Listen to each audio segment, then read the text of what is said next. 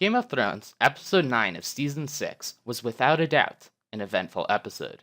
We experienced an epic battle between Jon Snow and his army against Ramsay Bolton. However, it was only until Sansa stepped up and recruited the Vale Army that Jon was victorious. But if you take a close look at why and when she chose to do this, her actions may seem a bit questionable. Hello, my name is Steve of House McFarlane, and today I'll be theorizing about how Sansa Stark is a potential sociopath in the world of Westeros.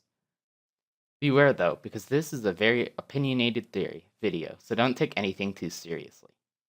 For starters, to understand whether or not Sansa is a sociopath, we first need to identify what a sociopath is. Most people would agree that a sociopath is someone with extreme antisocial behaviors and a lack of a moral conscience. They become sociopaths by being abandoned at an early age, and from having to be their own parents. This fuels aggressive behaviors towards other people, good or bad. Already, you may be able to link some traits of sociopaths with Sansa.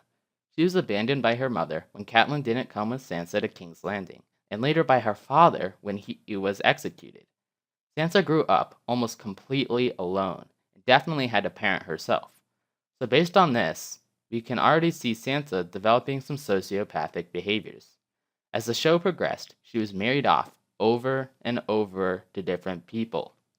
First it was Joffrey, then to Tyrion, and eventually to Ramsay Bolton. And that's without mentioning the people she was rumored to marry, such as Loras Tyrell. Imagine all that was going through her mind when she was sold off to so many vicious men and forced to relinquish her family name each and every time. The changes in her character are evident in the show.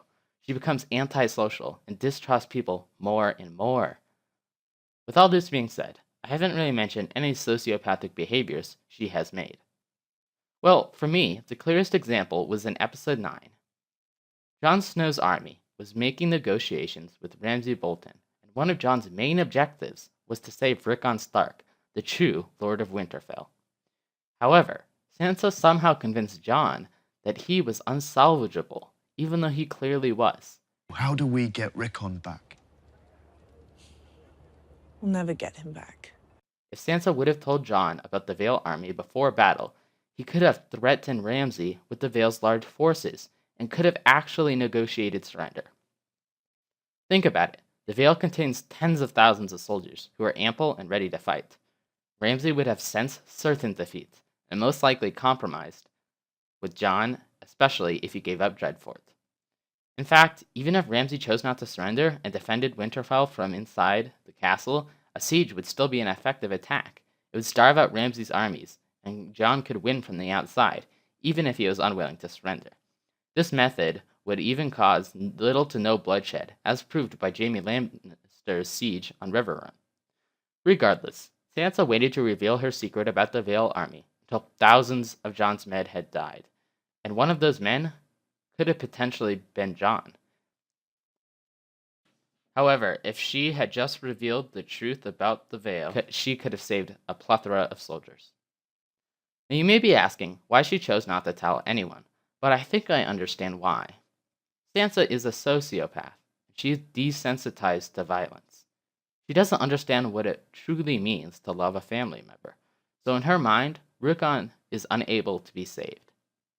She is seeing Ramsay's brutality and is letting it override her love for her brother.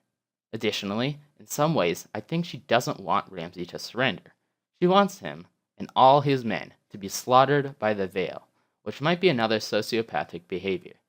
Sociopaths have a lack of a moral conscience, so Sansa may want to take out her personal vengeance with Ramsay on all the men of his army. She doesn't seem to care about minimizing bloodshed because her main objective is to get revenge on Ramsay and all the men fighting for him. Or perhaps I'm reading too much into the situation. Who knows? This is just a theory, and let me know what you think in the comments down below. Also, if you haven't already, I'd really appreciate if you subscribed and liked the video. Thanks, and stay tuned for more content.